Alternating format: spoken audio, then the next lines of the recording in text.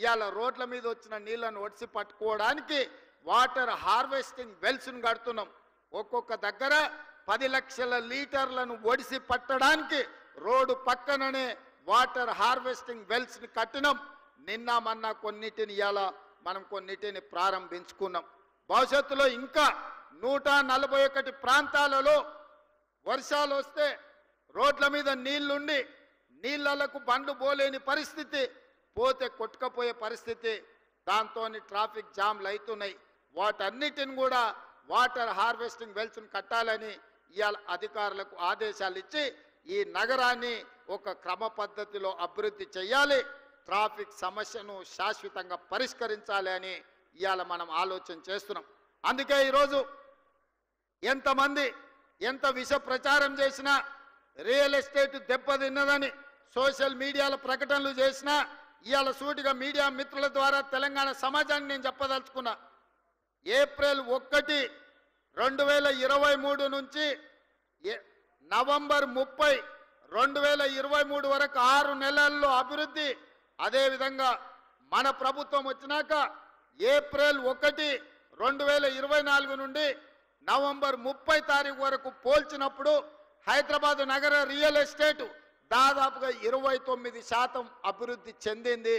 ఇది మా నిబద్ధతకు, మేమిచ్చిన అనుమతులకు హైదరాబాద్ నగరానికి రియల్ ఎస్టేట్ ఆదాయం పెరిగింది, తగ్గలేదు. ఎక్కడైనా చెరువులు ఆక్రమించుకున్నోళ్ళు, నాలాలు ఆక్రమించుకున్నోళ్ళు, ఈరోజు కుంటలను ఆక్రమించుకున్న వాళ్ళ పాలిట హైడ్రా అనేది వాళ్ళ నిద్రలో కూడా కలలో కూడా వాళ్ళు ఉలిక్కిపడి లేచే విధంగా పనిచేస్తుంది. హైడ్రా మీ ఆస్తుల దగ్గరికి రాలే, మీ అనుమతులున్న నిర్మాణాలు కూలగొట్టలే, అక్రమంగా చెరువుల్లో, అదేవిధంగా కుంటలలో, అదేవిధంగా నాలాలు ఆక్రమించుకొని హైదరాబాదు నగరాన్ని అభివృద్ధిని అడ్డుకొని దెబ్బతీసి ఈరోజు ఆ నీళ్లు రోడ్ల మీదకి వస్తుంటే వాటి ఆక్రమణలు తొలగించడానికి మాత్రమే హైడ్రా పనిచేస్తుంది.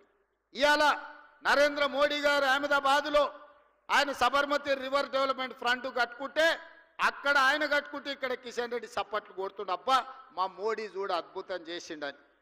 25 ఏళ్ల నుంచి కిషన్ రెడ్డిని హైదరాబాద్ ప్రజలు భుజాల మీద మోసిరు.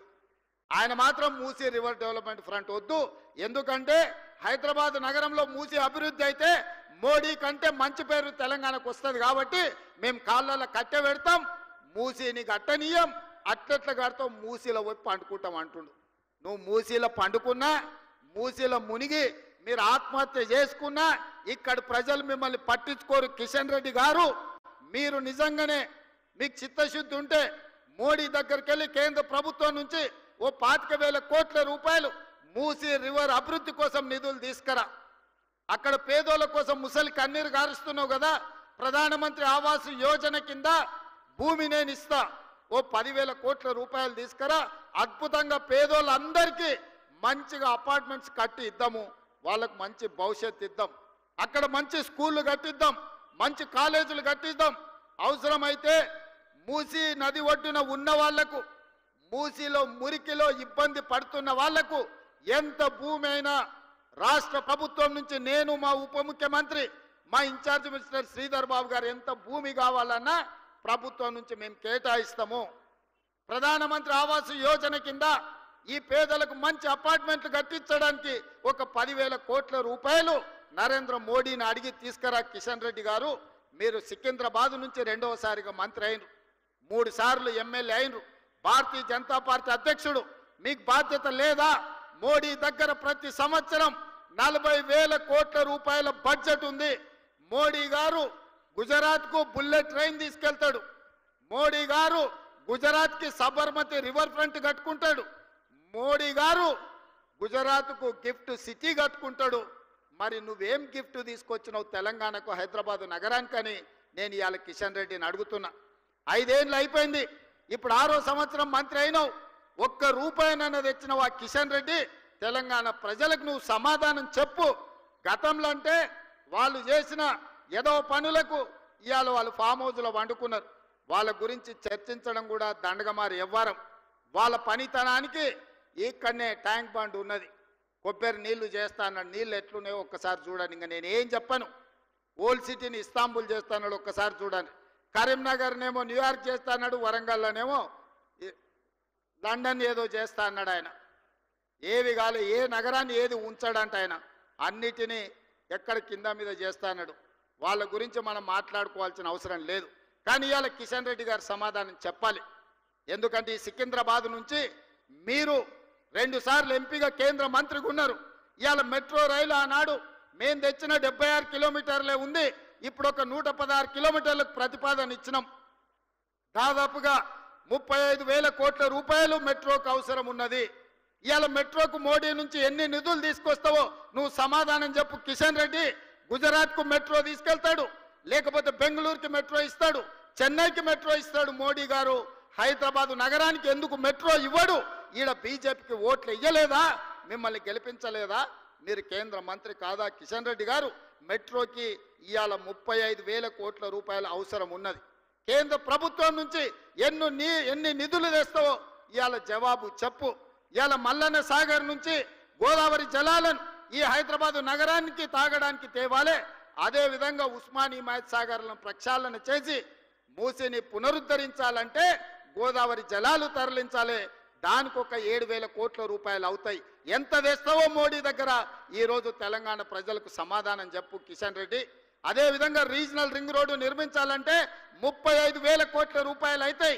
కేంద్ర ప్రభుత్వం నుంచి ఎన్ని నిధులు తెస్తావో తెలంగాణ ప్రజలకు జవాబు చెప్పాలి కిషన్ రెడ్డి నువ్వు.